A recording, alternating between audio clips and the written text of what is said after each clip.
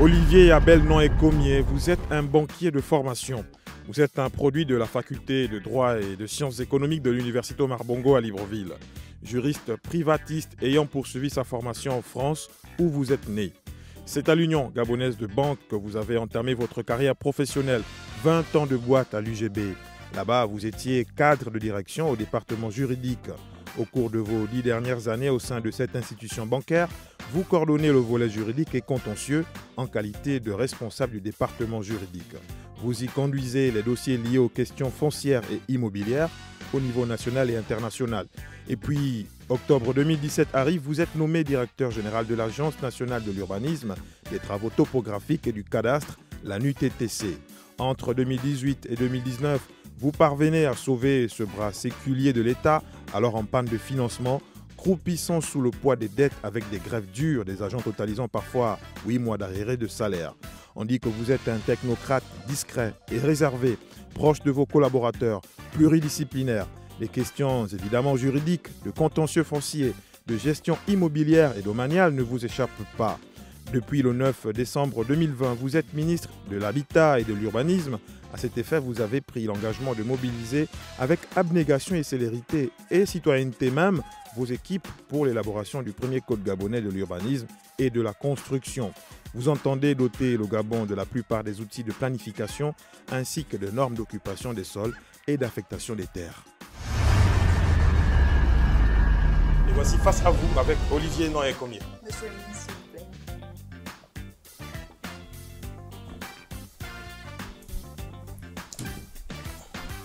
Bonsoir à tous. Bonsoir Monsieur le ministre, bienvenue sur le plateau de Face à vous.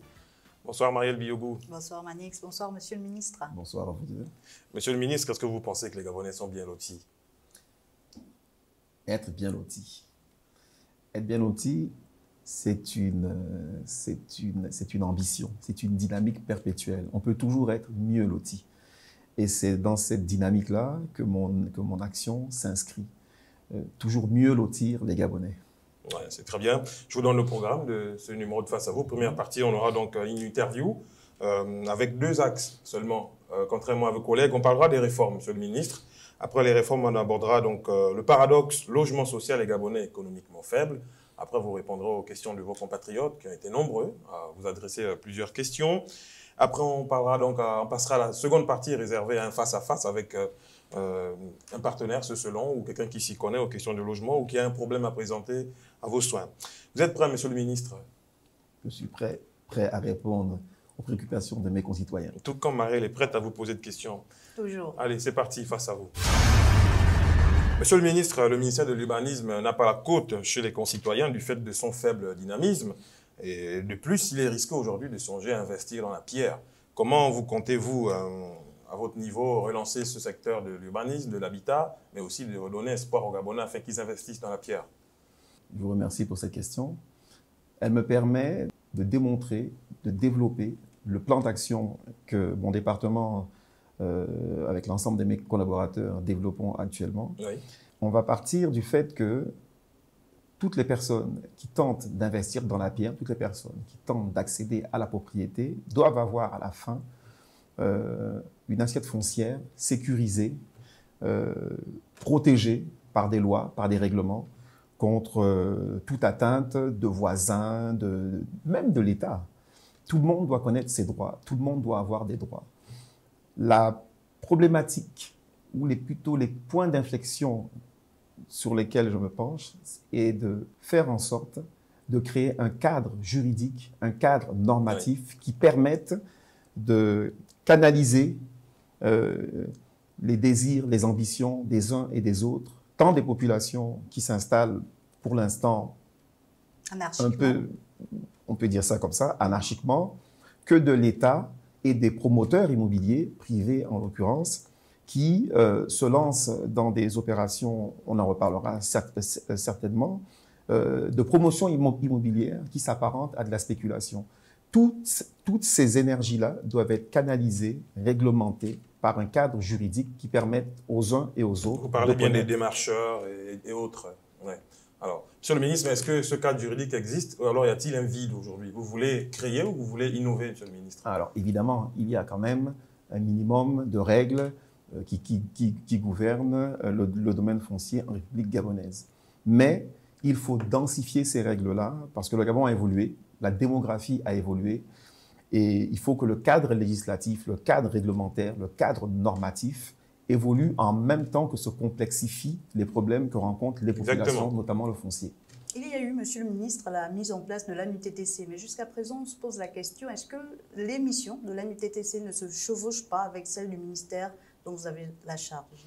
La création de l'agence résulte d'une décision de son Excellence Ali Bongo Ondimba. Une agence que vous connaissez très bien, Monsieur le ministre, puisque vous avez été le directeur général. Exactement. La vision du chef de l'État était de scinder les activités qui historiquement étaient organisées, exercées uniquement par le ministère. Il s'agissait ici de mettre le ministère uniquement dans les tâches de conception, de régulation du secteur et de créer une agence opérationnelle qui, elle, fait, on va dire, tous les travaux d'exécution, donc tous les travaux de terrain. Et c'est ce qui se fait aujourd'hui. C'est ce qui se fait aujourd'hui. Monsieur le ministre, passons tout de suite au deuxième axe. Donc, le paradoxe logement social et Gabonais économiquement faible, Marielle. Alors, Monsieur le ministre, combien de logements sociaux ont été construits entre 2010 ou 2009 et aujourd'hui? Et est-ce qu'aujourd'hui, on parle même encore de logements sociaux? Alors, le logement social, on va d'abord le définir. Le logement social, c'est un logement dont le prix de vente ou le prix locatif, le prix de la location est supporté en partie par l'État et en partie par l'attributaire. Ce logement-là, le prix sera déterminé en fonction des revenus des populations, on va dire des populations à faible revenu. Économiquement faible. Économiquement faible. Alors, il se trouve qu'un programme a été lancé en 2009 pour permettre aux populations, à toute catégorie de population, d'accéder à différents types de logements. Oui. Seulement, on a eu quelques problèmes dans les modalités d'exécution de notre programme. Ces modalités d'exécution de notre programme ont conduit à l'arrêt de certains chantiers immobiliers que vous connaissez. Et pour ce faire, les instructions du président de la République, chef de l'État, a été de prioriser les actions du ministère de l'Habitat. Dans ces différentes actions qu'on a logées au sein de Task Force, donc de centres d'analyse, de diagnostic des problèmes rencontrés, et ensuite de suivi des actions pour sortir ces chantiers-là de leur léthargie, on a créé une task force des chantiers à l'arrêt. Et qu'est-ce que ça donne, cette task force? Cette task force des chantiers à l'arrêt donne la finalisation, il y a quelques jours, d'une partie du programme des parasoliers, donc programme immobilier de la SNI dans la commune d'Angondje, donne aussi l'arrivée d'eau et l'adduction d'eau et d'électricité au lotissement de la SNI qu'on appelle Opus One, qui se trouve à Nkok, que vous avez aussi vu ces derniers jours. Dans les médias, oui. Voilà. Et très bientôt aussi, le lotissement appelé Magnolia de la CDC à Angondje, qui est constitué de 200 logements. Monsieur le ministre, il ne s'agit donc plus là de logements sociaux. On revient à la problématique des logements sociaux. Vous les construisez pour qui finalement? On a l'impression qu'il n'y a plus... La raison de l'égalité des chances n'existe plus dans la construction des logements sociaux. Il n'y a plus de différence entre riches et pauvres. Il n'y a qu'à regarder le parc automobile de ces logements, de ces cités où on voit des... Voilà, en regardant rien que les véhicules, on se dit que ce ne sont pas forcément des Gabonais économiquement faibles. Le gouvernement travaille pour l'ensemble des Gabonais, toutes les catégories de Gabonais. Au sein de nos task force, notamment la task force réforme foncière, il nous a été donné comme instruction de résoudre l'intégralité des problèmes. Ça, c'est dans le PAT? C'est dans le PAT, puisqu'il y a deux task force, la task force chantier à l'arrêt et la task force réforme foncière. D'accord. Dans la task force réforme foncière, il s'agit de diagnostiquer, entre autres, tous les problèmes rencontrés dans l'habitat pour toutes les catégories de Gabonais. À l'intérieur de celle-ci, comme je vous l'ai dit, l'habitat social doit être financé en partie par l'habitat. C'est pourquoi nous avons une cellule de concertation entre mon ministère, le ministère de l'Habitat, et d'autres du ministère sectoriel, TP, Énergie et notamment Finances, pour mener une politique, pour mener une réflexion qui devra aboutir à de nouvelles modalités de financement de l'habitat social. Et donc, puisque ces task force sont contenues dans le PAT qui verra son terme en 2023, est-ce que les Gabonais économiquement faibles, notamment, peuvent espérer avoir des logements à cette échéance-là? Bien sûr. dans le logement social, où il y aura en même temps des logements sociaux que des parcelles à des prix très abordables, des parcelles constructibles. Parce que vous savez aussi que les Gabonais, en règle générale, dans leur majorité, nous construisons souvent sur la base de l'autoconstruction. Oui. Oui. Nous achetons très peu de logements faits, finis, clés en main. Nous allons souvent vers l'autoconstruction. Donc, nous allons fournir ces deux panels-là, des logements sociaux et des parcelles à des prix abordables. Monsieur le ministre, on a coutume de dire au Gabon que la terre appartient à l'État. Mais pourquoi est-ce que l'État n'arrive toujours pas à résoudre les conflits liés au foncier? Il ne passe pas un jour où on ne voit pas dans les médias des conflits sur le foncier, ça m'appartient, ça ne m'appartient pas. Comment l'État n'arrive pas à régler ce problème, monsieur le ministre? Alors, il y a deux choses. En revenant à la Task Force réforme foncière, le premier volet et l'élaboration du code de l'urbanisme, comme vous l'avez déjà rappelé. Autour de ce code de l'urbanisme, il y a d'autres textes qui, tous mis ensemble, vont arriver à délimiter les droits et les obligations de chacun d'entre nous. C'est comme une partition, une musique qu'on joue de manière harmonieuse. Il y a donc les droits et les obligations de l'État et les droits et les obligations des parties. Seulement, force est de constater que une partie de nos concitoyens méconnaissent souvent nos propres règles, nos propres droits. Et donc, on entre en litige, on entre en conflit avec d'autres concitoyens à nous. C'est pourquoi la Task Force réforme foncière a comme but de créer un cadre normatif, un cadre législatif, un cadre légal, qui permettra en réalité de résoudre une bonne partie des litiges, une bonne partie des problèmes qui minent un peu ce secteur-là. Monsieur le ministre, est-ce que vous ne pensez pas que la loi sur le foncier est trop rude? Est-ce qu'il ne faudrait pas attribuer des parcelles de terre sur la base de critères prédéfinis? C'est très bien, parce que c'est exactement ça. Alors, je vous explique. L'attribution des terres dans tous les pays du monde correspond à certains critères d'éligibilité. Qu'est-ce qu'une parcelle cessible?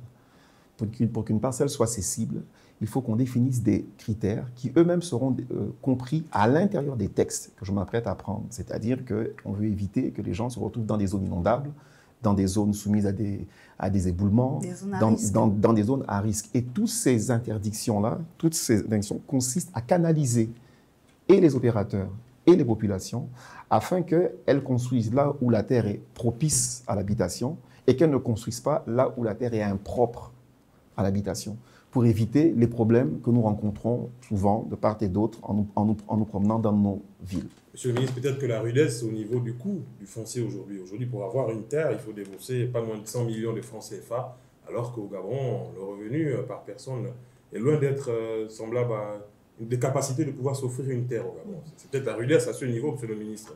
Est-ce qu'il faut réformer aussi ce côté au niveau financier? Alors, il faut distinguer. Les terres que l'État vend, cède, n'arrivent pas à ces niveaux de prix. Alors, ce sont les particuliers qui Ce sont les particuliers qui ont le droit. Vous avez un regard sur ça? On est dans une économie libre. Les gens ont le droit de vendre leurs biens au prix qu'ils veulent. C'est comme ça. Est-ce qu'un non-Gabonais a le droit d'avoir une terre au foncier? Un non-Gabonais peut acquérir un terrain d'un autre Gabonais, oui. Mais par contre, l'État ne peut pas vendre à un étranger. Non. Alors, on va passer aux questions des populations. Vous avez été nombreux, je vous disais, à vous adresser à ces questions. On va les suivre et revenir sur le plateau. Je suis M. Franck Yvon Aben, citoyen gabonais. Alors, je viens ici poser une question au ministre de l'Urbanisme. Ma question, elle est relative au titre foncier en République gabonaise. Alors, monsieur le ministre, pourquoi est-il si difficile d'avoir un titre foncier au Gabon? Les constructions se font dans nos quartiers de manière anarchique. À votre avis, quelle est la solution que vous pouvez nous apporter ou quelles sont les réponses que vous pouvez nous apporter, nous qui voulons acquérir les titres fonciers? Monsieur le ministre, est-ce qu'il y a un plan d'urbanisation pour une ville gabonaise, quelle que soit la ville? Alors, monsieur le ministre de l'Habitat, ma question est la suivante. À quand une véritable réurbanisation de nos différents quartiers, on va dire nos différents bas quartiers, donc comme à Tonabé et les autres quartiers similaires? Je m'appelle Mbabi Solo. En fait, lorsque tu achètes un terrain, c'est-à-dire le terrain est neutre, et quelqu'un te cède un terrain neutre, et tu te mets à investir. Maintenant, après, on te dit que le terrain normalement appartient à l'État. Maintenant, quelle est la conduite à tenir? Je suis Nguemon V, je suis fonctionnaire. J'ai une prime de logement de 150 000 par mois. Et récemment, on a vu la SNI inaugurer des maisons parasoliers. Et d'après les informations que nous avons eues, ces maisons coûteraient entre 35 et 40 millions. Avec mes 150 000 francs de logement par mois, en combien d'années pensez-vous que je peux solder ces maisons? Alors, Monsieur le ministre, vous les avez écoutés. On revient encore sur cette question du foncier. Vous comprenez que vos compatriotes veulent bien posséder des terres, mais ça relève encore du domaine de la croix et de la bannière pour obtenir un titre foncier. Qu'est-ce que vous pouvez leur dire pour les rassurer? Alors, ce que je peux leur dire, c'est que l'attribution aisée, l'attribution rapide d'un titre de propriété dépend de l'environnement juridique, toujours, dépend des normes. C'est ces fameuses normes-là que mon ministère, mon département, avec mes collaborateurs, nous attelons depuis le mois de janvier, parce que c'est déjà commencé, à mettre en place. Parmi celles-ci, quand je reprends les questionnements des téléspectateurs, une des personnes demande pourquoi le titre foncier est-il si difficile à obtenir. Oui. On vous le disait tantôt, Monsieur le ministre. Exactement. Alors, le titre foncier dépend de l'espace physique. Est-il disponible ou pas? La particularité de notre pays, c'est que quasiment 90% de la population est déjà installée sans titre. Et quand il faut aller faire une opération d'urbanisme, une opération d'aménagement, l'administration doit composer avec les populations qu'elle trouve installées. C'est cette composition-là qui, des fois, retarde les procédures d'élaboration parce que chacun revendique un droit qu'il pense avoir, alors que la propriété ne se présuppose pas, elle s'établit par un titre. Pour solutionner cela, il faut que le ministère, et c'est ce que nous faisons, s'attelle à mettre des normes. Avec des procédures qui sont très longues, dans la durée, Monsieur le ministre. C'est assez compliqué. Les procédures sont longues. Pourquoi ne pas avoir un guichet unique pour cette affaire de titre foncier? On a l'impression qu'on se balade d'administration en administration. Alors, pour bien comprendre la problématique, il faut savoir qu'avant de délivrer une parcelle, il faut être sûr que la parcelle est libre. Et ça peut prendre combien de temps? Alors, laissez-moi d'abord finir, laissez-moi un peu d'espace pour bien vous expliquer. La parcelle doit être libre d'occupation physique. La parcelle doit être libre de droit. Il ne faut pas qu'il y ait un titre dessus. La parcelle ne doit pas être revendiquée par quelqu'un qui vient, même sans titre, s'opposer et contraindre l'autre. La parcelle ne doit pas être squattée, comme on dit, par quelqu'un qui, de nuit, est venu monter, comme ça, de son propre chef, une parcelle. C'est tous ces problèmes-là que nous sommes obligés de réguler, de canaliser par des textes. Ces textes en question auront évidemment des obligations et des sanctions.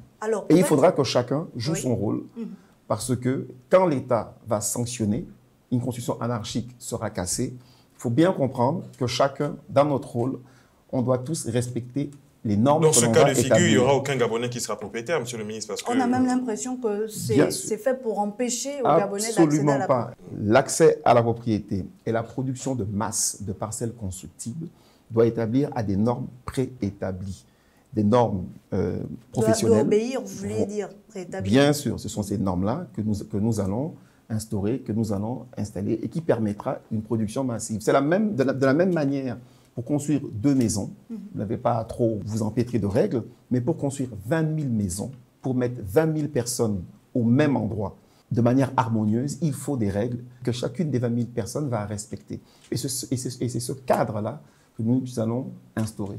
Alors, si je prends un cas particulier, moi, je suis Marielle Biogou, j'ai envie d'acquérir une parcelle du côté d'Essassa, là-bas, en face de la zone économique spéciale de Coq. Comment je sais que cette parcelle est occupée par l'État, occupée par un tiers, puisqu'il n'y a pas de plan d'urbanisation au Gabon? Vous allez venir faire la procédure d'accession à la propriété foncière, une procédure déclarative. C'est les populations qui viennent vers l'administration demander qu'on leur régularise leur parcelle. Quand vous viendrez à l'administration, on va faire un petit levé sur le terrain et on vous dira si oui ou non ce terrain-là est disponible à la propriété ou s'il a déjà été revendiqué, demandé par une autre concitoyen. Et si j'ai déjà payé la parcelle en question avec une tierce personne qui me rembourse, est-ce que c'est l'État? Est-ce que c'est la personne? Vous avez acheté au propriétaire ou pas? Voilà le problème. Dans notre réglementation, depuis 1963, la loi sur les domaines, la terre appartient à l'État. Si vous achetez la terre à quelqu'un d'autre, vous n'avez pas acheté la terre au bon propriétaire. Peut-être la question suivante, Monsieur le ministre, vos compatriotes Et il s'agissait notamment du plan d'urbanisation au niveau des villes. Qu'est-ce qui est prévu? C'est vrai, vous êtes en pleine réforme au niveau du cadre juridique. D'abord, est-ce que c'est possible, Monsieur le ministre, de refaire Libreville en l'état? Et peut-être pas que Libreville, il y a aussi les villes comme Ouila, Port-Gentil. Bien sûr, c'est possible, c'est nécessaire, c'est même obligatoire. Et pour ce faire, il faut encore une fois des textes, des normes. Il y a des plans techniques, des plans d'urbanisme qu'on met en place, qu'on appelle les schémas directeurs d'aménagement urbain. C'est des termes sophistiqués pour montrer que c'est une science d'organisation de l'espace. On n'habite pas n'importe où. On va à l'école à certains endroits. Il y aura une zone industrielle à tel autre endroit. Il y aura une zone commerciale à tel autre endroit. Et ça se pense comme ça. Et ce sont ces schémas-là qui sont en cours d'élaboration, notamment les 8 chefs-lieux de province. Qu'est-ce que cela sous-entend? Que vous allez casser? Là où il y a déjà Est-ce de que la vous vie, pensez déjà allez à refaire? un Libreville 2, par exemple, comme cela a été le cas pour d'autres capitales africaines? Alors, dans les schémas directeurs, l'État décide, en fonction des caractéristiques morphologiques du terrain, des affectations des sols qu'il y a à faire à tel ou tel endroit. Dans certains quartiers, on va faire de la restructuration. On va rentrer dans des quartiers sous-intégrés, comme demandait un des téléspectateurs.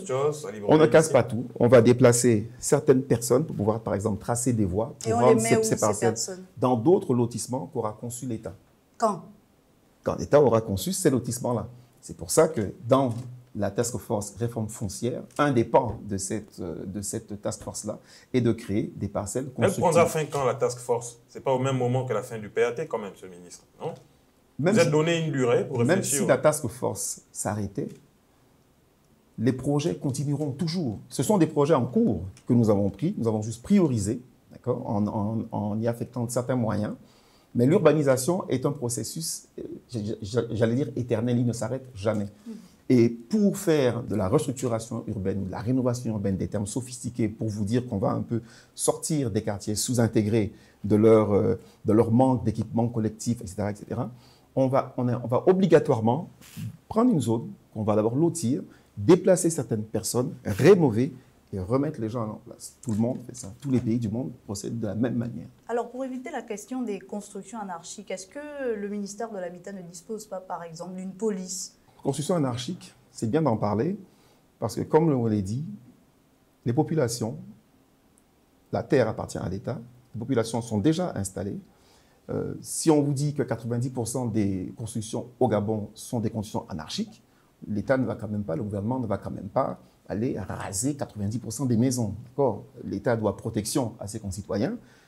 La procédure utilisée dans tous les pays du monde, ce sont des frappes chirurgicales de rénovation, de restructuration pour, en même temps qu'on trace ces voiries, qu'on mette ces équipements collectifs, on met une réglementation qui permettra à toutes ces personnes qui sont à l'intérieur, on va dire, d'anciens quartiers sous-intégrés, dorénavant, de respecter les règles d'urbanisme qui vont être mises en place. Monsieur le ministre, tout ça a un coût. Monsieur le ministre, vous avez une idée à peu près de combien ça coûtera au Gabon? Évidemment, ce ne serait pas en 3 ans que lieu le PAT que vous pourrez financer tout cela. Vous avez fait une estimation ou pas encore dans les task force pour savoir à peu près combien ça devrait coûter à l'État? Pour l'instant, nous sommes sur les réglementations. Comme je vous l'ai dit, pour pouvoir produire de manière industrielle des parcelles ou des logements, il faut un cadre normatif, un cadre juridique. C'est la task force réforme foncière qui s'attelle à cela. Ce sont des préalables avant d'arriver à la production et de logements et de parcelles. Concevoir un texte, ça ne coûte pas grand-chose, hein. Par contre, quand on arrivera dans la phase de production, alors oui, on aura les moyens de faire un développement planifié de l'habitat. Monsieur le ministre, peut-être l'une des dernières questions. Dans les logements que vous avez construits, quelles sont les personnes qui sont appelées à y accéder? Vous avez écouté la question de ce compatriote fonctionnaire. Et comment se passe l'échéancier pour le solde, notamment de ces logements? Alors, je crois qu'on parlait des parasoliers, c'est ça, le téléspectateur? Il y a les parasoliers, mais aussi autre chose. Il y a les bougainvilliers aussi. Alors, comme je vous l'ai dit, la task force chantier à l'arrêt s'occupe de finir les chantiers commencés. Dans la vision du chef de l'État, nous devons nous occuper de la globalité des types de population. Autant les revenus un peu plus élevés que les revenus moins élevés. Les riches, vous voulez dire, monsieur le ministre. Et là, pour le cas des parasoliers. Le type de construction comme parasolier en réalité, il est financé par les attributaires eux-mêmes. Donc le coût de ces logements-là, ils le supportent intégralement. Ça veut dire qu'il n'y a plus de place, c'est bon, c'est pris au parasolier. Ça veut dire qu'on a fait ces logements-là en fonction d'une demande. Et que cette demande-là a été positive et elle a permis l'érection de ces immeubles-là. Donc, il y a évidemment, comme je vous l'ai dit, il y a l'habitat social financé par l'État et puis il y a l'habitat que les populations elles-mêmes financent. Vous avez parlé de parcelles viabilisées. Est-ce qu'il en existe encore de disponibles aujourd'hui? Il y en a tous les jours, pas que nous viabilisons, mais que nous attribuons via l'Agence nationale de l'urbanisme et des travaux topographiques, puisque au bas mot, par an, elle produit 1000 décisions. 1000 décisions par an. Ça ne répond peut-être pas aux besoins des populations qui en voudraient peut-être 5000, 10 000 par an, mais déjà, ça a été une évolution Comment faire pour y constante. accéder à ces parcelles-là, pour ceux qui seraient intéressés? En règle générale, les populations trouvent leur propre parcelle et viennent vérifier auprès de l'agence si elle est disponible ou pas. Si elle est disponible, la procédure continue et ils l'acquièrent. Avant de passer à la deuxième partie, donc le face-à-face, monsieur le ministre, peut-être dernière question. Pourquoi vous voulez absolument construire dans Libreville, vous laissez l'intérieur du pays, monsieur le ministre? Pourquoi on doit concentrer la ville, la population à Libreville? Pourquoi on ne regarde pas à Franceville, à Lambaréné, ainsi de suite? L'État s'occupe de tout le territoire. Les programmes immobiliers concernent tout le territoire. Maintenant, on ne peut pas tout faire en même temps. Il y a des priorités. Le Gabon a cette particularité que la moitié de la population se trouve dans le Grand Libreville, les 4 communes, Akanda, Libreville, Ovendo et Ntoum. Oui. Alors, vous avez un pays qui a la moitié de sa population dans une seule grande ville qu'on appelle, on va dire, le Grand Libreville, avec 2 parcs, Pongara, Akanda. Ça vient de vous, ce concept de Grand Libreville? Ça vient de votre département? Ah non, ça vient de l'administration en général.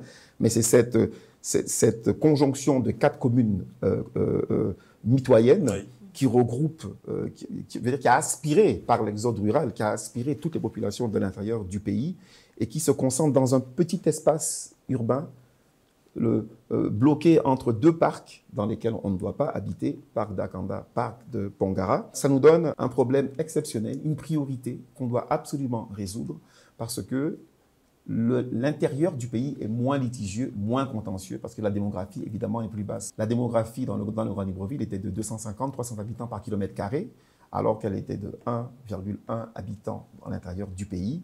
Et donc, on doit se pencher d'abord sur les priorités à résoudre parce que ça nous fait une cocotte minute qui est prête à exploser. Voilà pourquoi vous avez l'impression qu'on se penche d'abord sur Libreville, et c'est vrai. Et en même temps, il y a des programmes immobiliers qui vont être lancés et qui ont déjà été lancés dans différentes provinces, à Port-Gentil, à Franceville, à Koulamoutou, à Oyem. Et donc, on règle d'abord les priorités et ensuite, on viendra vers le secondaire. Merci, monsieur le ministre. Merci, Marielle, qui va nous quitter parce qu'on va maintenant passer au face-à-face, monsieur le ministre. Vous allez donc débattre avec un de vos compatriotes sur un sujet qu'il vous présentera. Merci, Marielle. Merci, allez, tout de suite, le face-à-face. Deuxième partie de ce numéro de Face à vous. Bonsoir, monsieur Gérard Bissiello et bienvenue sur le plateau de Face à vous. Vous êtes le président d'un collectif de plus de 250 propriétaires de parcelles au PK28, un coq menacés, dites-vous, par un projet d'expropriation aux allures douteuses. Pourquoi elles sont aux allures douteuses? Pourquoi ce projet d'expropriation, dites-vous, est aux allures douteuses, monsieur Bissiello? Bonjour, d'abord, monsieur Monjo, de m'avoir invité à cette émission. Pour éclairer l'opinion publique nationale et internationale sur une question fondamentale, le foncier. Et merci encore à monsieur le ministre d'avoir répondu à cette émission pour apporter des éclaircissements aux populations. Et je m'inscris ici, monsieur Monjo, comme état gabonais, à 3 dimensions. La première dimension, c'est le cadre gabonais. La deuxième dimension, c'est le Gabonais opérateur économique. D'accord. Et la troisième dimension, c'est le Gabon lambda qu'on appelle communément chez nous le Makaya. D'accord.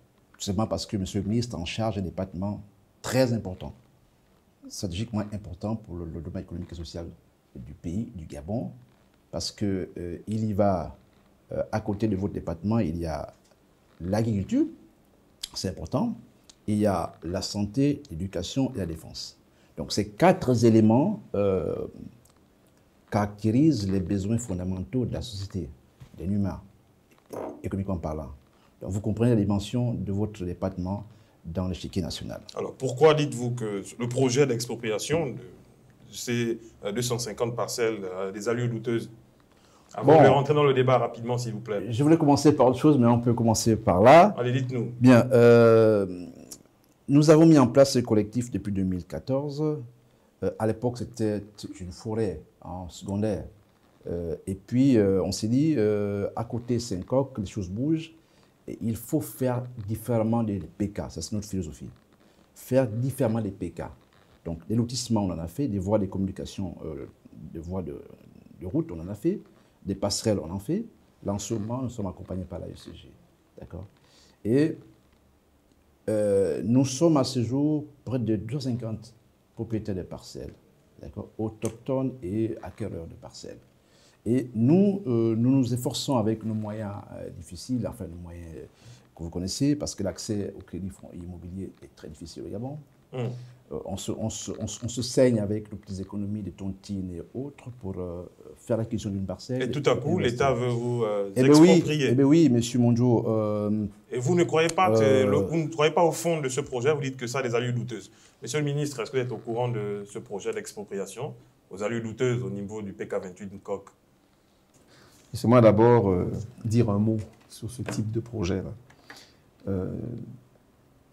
Le gouvernement prend ce qu'on appelle un décret d'utilité publique, c'est-à-dire que l'État décide que dans tel site, il va occuper ce site-là et il déclare que son occupation est d'utilité publique et que donc elle prime sur les droits des gens qui seraient là.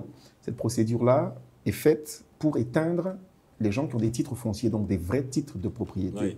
Cette procédure est une procédure légale. On a une loi de 1961 qui définit le process. Et cette loi-là permet à l'État, autorise l'État, c'est comme ça dans tous les pays du monde, autorise l'État, pour l'intérêt collectif, pour l'ensemble des populations, de prendre un site et d'exécuter un projet. Dans ce site-là, en arrivant, nous avons des gens éventuellement qui ont des droits, des titres fonciers, et il y a d'autres personnes qui n'ont rien, mais qui ont des habitations. L'État gabonais recense tout le monde.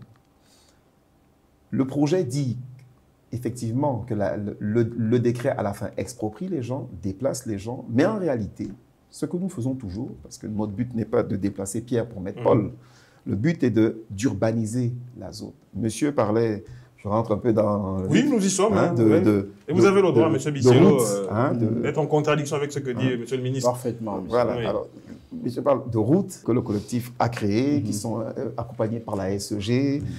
En réalité, parce que nous sommes ici, au Gabon, entre nous, nous sommes tous Gabonais. Nous avons l'habitude de faire ça. On prend son bulle, on crée une route. On prend son bulle, on met une maison, sans autorisation aucune. En réalité, on comprend bien, sous d'autres cieux, quelqu'un ne peut pas démarrer, prendre son bulle et tracer une route. C'est le devoir de l'État. Ils l'ont fait. La légalité de l'opération, pour l'instant, ne m'intéresse pas. Ce qui m'intéresse, c'est de me dire, monsieur est 250 ou 350. 250. Il a dit 350 Gabonais, occupe le site. Il n'y a aucun souci. Quand l'État arrive, le but, c'est d'urbaniser. Ce n'est pas de chasser les gens. Donc, les gens qui sont là, très souvent, on va les intégrer. On va les intégrer à l'intérieur du plan d'aménagement que fera l'État. Est-ce que vous le savez, M. Bisselo? Justement, c'est là la question, M. Monjo. Bien, je voudrais commencer par l'essentiel. Nous, on s'informe de ce projet au travers de la lettre que l'ancien directeur de la DTTC adresse au service cadastre de Ntoum. Donc, le monsieur le ministre se trouve être également l'ancien directeur de la DTTC. Et cette note donne instruction au service cadastre de Ntoum de ne plus recevoir nos dossiers en régulation foncière. D'accord. Deuxièmement, nous sommes surpris le samedi 29 mai de l'arrivée d'un pick-up de la UTC avec des pancartes. Nous en avons planté 3. Voyez-vous, nous sommes surpris. Et lorsqu'on va vérifier l'information, il n'y a pas de DUP. D'accord. Et on a quand même été surpris par la suite que le 29 avril, le dossier soit présenté en Conseil des ministres. Donc le projet de DUP, qui n'a pas encore été adopté, qui reste en projet. On peut comprendre que une lettre qui est envoyée par la l'UTC, qui est l'organe d'exécution du programme du gouvernement, je dis bien exécution, initie un dossier, un document, sans pourtant que ce document soit soutenu par un décret. Voyez-vous? Monsieur le ministre, d'abord. J'arrive un instant. Oui. Et une question, monsieur le on ministre. adresse une question, enfin, on adresse une correspondance, une correspondance au ministre pour demander audience, afin qu'on soit édifié sur la question. Bon, on est quand même encore surpris qu'on nous dise... Monsieur Bissielo, quelles sont vos inquiétudes alors que le ministre vous a expliqué qu'il ne s'agit pas de vous chasser entre guillemets, mais d'urbaniser? Quelles sont vos inquiétudes, s'il vous plaît, compte tenu du temps? Vous inquiétez de quoi? Ce que c'est que le DUP, selon l'objet, son DUP vise la construction des logements. Oui. D'accord. Nous sommes des Gabonais, comme il a dit, monsieur le ministre, nous sommes des Gabonais. Donc, s'il y a lieu de construire des logements pour les Gabonais, nous sommes des Gabonais. Nous avons déjà fourni assez d'efforts que je viens de présenter ici. Donc, les routes sont faites, les ponts sont faits. L'AICG, pendant que je vous parle, est sur le terrain pour l'étude d'implantation et d'adduction d'eau, de population d'eau. On a surpris que ce projet, qui ne tient en principe sur rien parce qu'il n'y a pas de décret. Ce serait au grand bonheur de vous autres, normalement, monsieur Bissielo. Non, mais... pensez pas? Non, c'est pas tant ça. La pancarte qui est placée, elle interdit de construire. Et la lettre du 24 février 2020 demande au service de Ntoum de ne plus recevoir nos dossiers en régulation foncière. Donc, du coup, on est bloqué parce qu'il y a des voisins, on s'appelle voisins comme ça, qui ont laissé des dossiers au niveau de Ntoum, mais des dossiers qui ont eu un retour, une fait de non-recevoir. On est bloqué à ces niveaux. Ils sont bloqués, monsieur le ministre. Vous avez des réponses à leur donner? Alors, ça rejoint un peu ce que je disais tout à l'heure, la méconnaissance de la loi. Il y a une procédure qui est établie pour déclarer d'utilité publique l'occupation d'une zone par l'État. Que ce soit quelqu'un qui a un titre foncier avec un immeuble de 50 étages construit, ça serait la même procédure. Ou que ce soit des gens qui sont installés sans titre, qui construisent sans autorisation, qui tracent des routes. Peut-être qu'ils sont à la recherche de... Bien sûr, attention. Peut-être leur expliquer, il faut les recevoir, ils ont fait une correspondance, demander une audience on les a même reçus. Je pense bien que pendant que j'étais en mission, mon directeur de cabinet a reçu M. Bissielo, de ce que j'ai entendu. Et donc... je ne pense pas qu'on lui ait fait peur, qu'on lui ait dit qu'on va le jeter de la zone. Évidemment, permettez-moi, évidemment, le but, je le répète encore, le but de l'État n'est pas de déplacer Pierre pour mettre Paul. Le but de l'État est d'aménager une zone. Je ne vais pas rentrer dans tous les détails des lettres envoyées à gauche, à droite. Le but, c'est d'éteindre les droits réels, c'est-à-dire les gens qui ont des vrais titres de propriété, les indemniser, parce qu'imaginez-vous que même les gens qui n'ont pas de titre, la République gabonaise, pour protéger ses concitoyens, les paye aussi. C'est comme ça. On le fait pour élargir les voiries, route nationale 1. Monsieur le ministre, pourquoi c'est difficile pour vos compatriotes? L'État n'est pas forcément propriétaire des terres. Vous êtes vous-même locataire de plusieurs bâtiments, mais vous n'êtes pas propriétaire de ces terres. Évidemment, non, ils ne le sont pas. La loi sur les domaines fait que le domaine, c'est ce qui appartient à l'État. Tout le territoire de la République gabonaise est sous la gestion de l'État. C'est le domaine privé de l'État. En dehors des parcelles immatriculées, donc des gens qui ont des titres fonciers. Le reste est sous la gestion du directeur des domaines. Donc c'est la propriété de l'État. Si l'État a un projet, il dit qu'il va faire un projet ici, à tel endroit, c'est normal qu'il dise à l'administration qui est en train d'établir des titres de stopper le temps que le décret sorte. De toute façon, ce qu'on doit bien comprendre, c'est que le but n'est pas de les chasser, monsieur Bissielo. C'est ça que je vous dis. On ne vous chasse pas, on ne vous déplace pas, on n'arrive pas avec nos gros marteaux, casser vos maisons. On va vous intégrer au plan d'urbanisation. Est-ce que vous le ferez aussi pour les bâtiments qui sont en location par le gouvernement, monsieur le ministre? Est-ce que vous allez aussi refaire, vous allez demander au gouvernement, au ministère qui loue, de se déplacer? Je vais même vous dire mieux. Vous avez entendu l'école publique de la Lala qui a été cassée le 30 décembre. C'est un bâtiment géré par l'État. Mais parce qu'il y avait un problème foncier à la base, le juge judiciaire a ordonné de casser le bâtiment. Vous conviendrez avec moi que l'utilité d'une école n'est pas à discuter, mais pourtant, la loi a été violée, on casse. D'accord. Monsieur Bissielo, moi, je vous rassure déjà, on ne vient pas, et mon directeur de cabinet vous l'a bien dit, on ne vient pas pour assez. On vient pour urbaniser. Vous n'amènerez...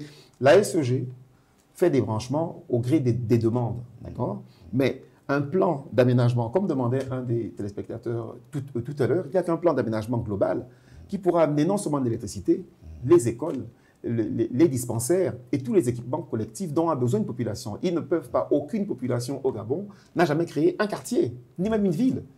Charbonnage, Kégué, Damas, Zayon, Akanda, tout ça a été créé par l'État. Aucun quartier n'a jamais été créé par l'État. Non, monsieur le ministre, là je suis... Prochaine question, oui, bon, ça m'amène à poser une question. Allez-y, oui, compte tenu du temps, on risque de ne pas finir sur la problématique État propriétaire et l'ancestralité des populations sur l'espace national. Monsieur le ministre, nous sommes là dans la loi 14/63 et 15/63 du 8 mai 63 qui confère à l'État la propriété du sol. Ça, on ne discute pas de ça. Mais le même État dit que dans l'espace qui lui est concédé, il concède à quiconque demande un espace pour s'établir, pour construire ou faire un commerce. Et c'est là où ça blesse, M. Monjo, parce que nous sommes dans ce contexte-là. L'État n'en fait pas. L'État est impuissant, il faut l'avouer, M. le ministre. Que fait l'État dans la réflexion? Parce que je me souviens avoir suivi l'ancien Premier ministre, M. Biogamba, en 2009, dans l'émission Actu. Il avait clairement dit que le problème, il est fondé entre la puissance de l'État propriétaire et l'ancestralité de l'occupation de population sur l'espace. Quelle politique, à ce jour, les Gabonais, je vous écoute, quelle réflexion est menée pour sécuriser les Gabonais qui sont installés partout à travers le pays et qui vont être gérés par l'État dans l'organisation foncière? Monsieur le ministre. Alors, deux choses. Monsieur parle en gros des terres ancestrales. Des gens qui pensent que parce qu'ils sont installés à tel endroit depuis 10, 20, 30 ans, ils en ont un droit qui peut même opposer à l'État. Les peuples autochtones, par exemple, ils sont soumis aussi. Alors, on ne va pas rentrer dans un... C'est planétaire, monsieur le ministre, c'est planétaire. D'accord. On va pas rentrer dans un débat juridique, d'accord.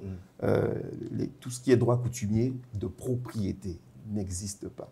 Ils ont été spécifiquement exclus par la loi gabonaise. On ne va pas développer ça ici. Maintenant, mais c'est bien de le dire, oui. Voilà. Maintenant, le fait que des gens soient installés, tout le monde est déjà installé. Personne n'habite dans l'air. Tout le monde est déjà installé. Le rôle de l'État n'est pas de déplacer les gens pour jouer. Même quand on déplace quelqu'un, même sans titre, on le paye, on l'aide. Pourtant, sa construction, son opération est illégale. On l'aide. Quand on vient faire l'urbanisation d'une zone, ce qui est nécessaire, là où monsieur est, c'est une commune. C'est-à-dire que ce sont les mêmes règles qui s'appliquent à Montagne-Sainte que celles qui s'appliquent au PK 28 dans cette forêt. Il y a donc des règles de superficie maximale, etc. Des règles d'accessibilité, etc. Et toutes ces règles-là ne peuvent être installées, ne peuvent être supervisées pour le bien-être de tous que par l'État. On ne peut pas demander là, comme demandaient les téléspectateurs, que l'urbanisation anarchique s'arrête. C'est ce que monsieur parle, urbanisation anarchique. C'est le commencement d'une... Mais bien sûr, c'est anarchique. Et si l'État ne fait rien... Attendez, juste vous dire, on vient mieux organiser. Je ne vous reproche rien. On vient mieux organiser. Il faut que l'État s'implique. Les villes sont créées par les États.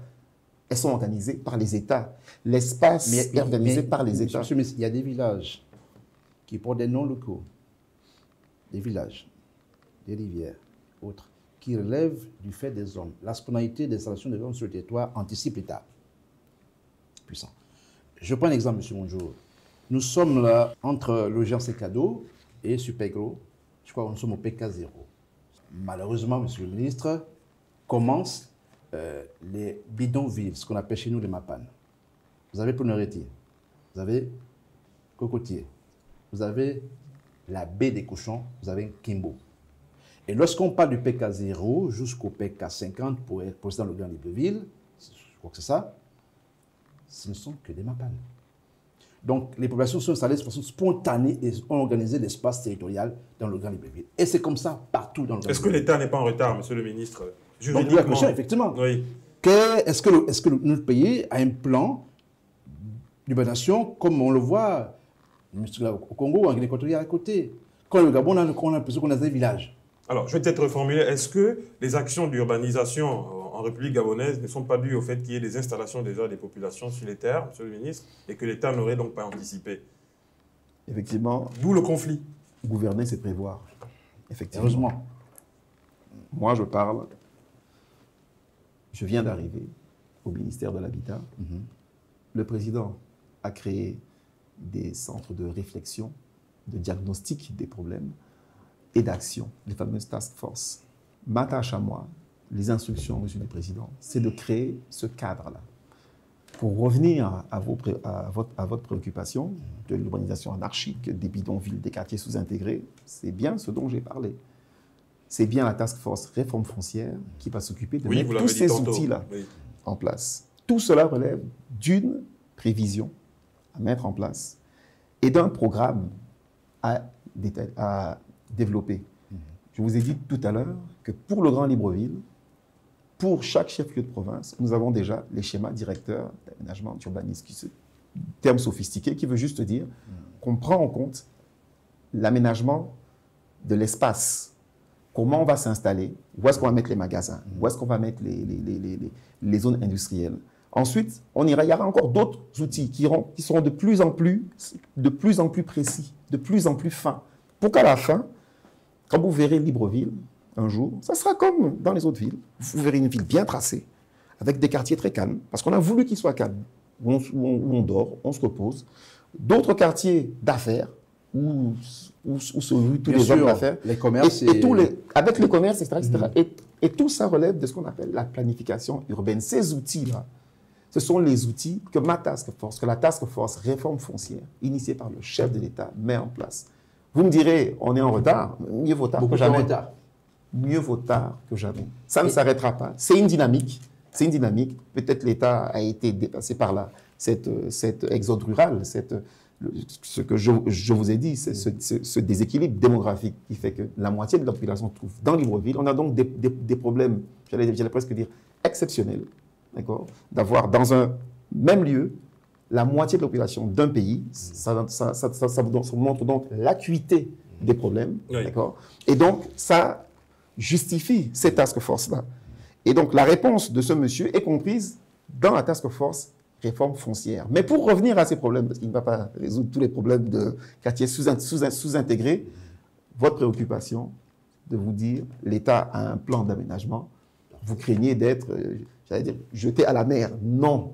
Vous restez là. Le premier objectif, parce que pour notre zone, n'oubliez pas. Peut-être votre dernière question, il reste beaucoup de temps. Bon, est-ce qu'il n'existe pas une autre zone ailleurs que chez nous qui pourrait servir à la construction des logements de notre Gabonais? On peut en faire des propositions, rassurez-vous. En face de vous, en face, c'est la zone économique spéciale d'Ongkok. Oui, d'accord. Ouais. Juste à côté, on a les lotissements au Puiswan, où je suis allé faire les adductions d'eau. Cette zone-là est donc un pôle de développement. Obligatoirement. Autour de ça, n'oubliez pas aussi qu'il y a le nouvel aéroport. Il y a toute une zone, une autre DUP, comme la vôtre, qui a été prise à côté de la zone d'Ongkok pour le nouvel aéroport. Toute cette zone-là est donc destinée à recevoir des populations parce que c'est un pôle de développement. Votre préoccupation, je vous réponds directement. Votre préoccupation, c'est que, et même pour l'État, ça nous revient, on va dire, entre guillemets, moins cher d'intégrer quelqu'un que de le déplacer, évidemment. Pourquoi déplacer des gens? Puisqu'à la fin, je viens installer des gens. Certains, évidemment, si la route doit passer à tel endroit, il se peut que l'un lui dise, vous vous déplacez. Il se peut aussi qu'il veuille partir, qu'il sera indemnisé et qu'il parte. Mais vous ne pouvez pas vous opposer à un processus normal d'urbanisation. En 20 secondes, est-ce que vous avez une proposition à faire pour au moins vous soulager, vous, les propriétaires de ces terres PK28? Je disais que je m'inscrivais sur 3 pans du Gabonais. Je suis satisfait pour ma préoccupation de PK28, monsieur le ministre. Et vous allez le lire à vos... Je transmettais fidèlement les propos de tout le collectif. monsieur le ministre. Donnez-nous à ce jour le coût moyen d'accès à un logement social au Gabon. Le coût moyen d'accès à un logement social dépend du revenu de la personne. Le logement social est le logement dont le coût est en relation avec la capacité financière de l'attributaire. C'est un rapport qu'il y a. Sur l'existant, on est... Excusez-moi, M. Mondjo. Non, malheureusement, on peut plus. On va revenir dans Monsieur le ministre, je vais vous donner... Vous êtes à la clé aussi d'un département, là encore clé, je le disais déjà à certains de vos collègues. Je vais vous donner 30 secondes face caméra pour rassurer les Gabonais par rapport à la question du foncier, monsieur le ministre. Le président de la République, chef de l'État, a une vision.